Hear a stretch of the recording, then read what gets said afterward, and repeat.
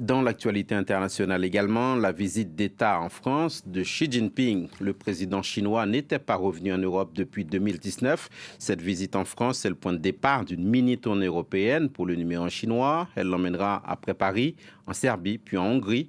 En France, Xi Jinping devrait parler commerce, mais aussi d'Ukraine. C'est en tout cas le vœu d'Emmanuel Macron, le président français, qui entend demander à la Chine de faire pression sur la Russie pour qu'elle arrête la guerre en Ukraine. Avec nous, Lou Kissiela, notre correspondante à Shanghai. Bonjour Lou. Pourquoi Xi Jinping a-t-il choisi la France pour le début de cette tournée européenne? Qu'est-ce qu'il vient chercher à Paris? L'objectif de Xi Jinping est de stabiliser ses relations avec l'Europe en passant par la France.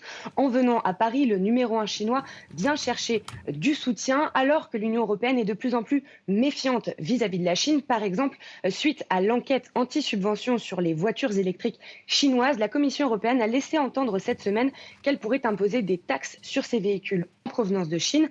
Or, Pékin a besoin du marché européen pour ses exportations de véhicules et pour ses exportations en général. Nul doute donc que le dossier sera sur la table à l'Elysée demain. L'ambassade de Chine en France a annoncé que Xi Jinping veut demander à Emmanuel Macron d'intervenir pour faire stopper cette procédure qualifiée de protectionniste.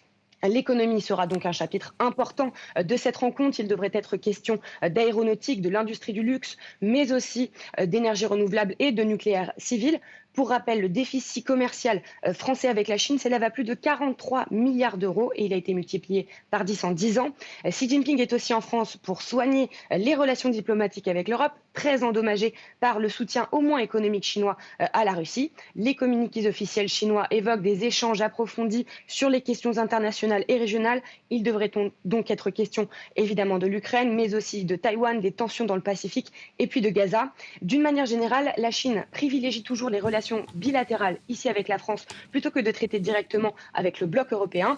Demain, Xi Jinping rencontrera tout de même Ursula von der Leyen, la présidente de la Commission européenne, à la demande du président français. Et comment est-ce que ce déplacement est perçu en Chine, Lou? Cette visite célèbre les 60 ans des relations diplomatiques entre la France et la Chine et c'est ce lien qui est mis en avant sur les réseaux sociaux. Des internautes disent suivre de près les détails de la rencontre. Tous parlent de solidarité. La francophilie est à l'honneur dans la presse officielle qui fait la promotion des échanges culturels prévus pour cet anniversaire. L'agence de presse Xinhua consacre des articles aux lectures françaises de Xi Jinping, Le Rouge et le Noir et Les Misérables, mais aussi à la découverte du panda géant par un explorateur français au 19e siècle. Tout est fait pour promouvoir la relation bilatérale franco-chinoise.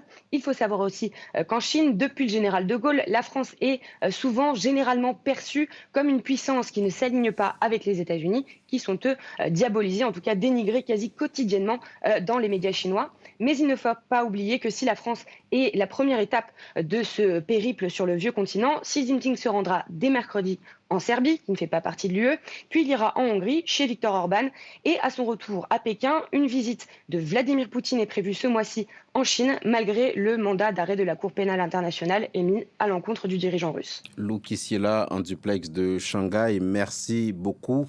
Lou.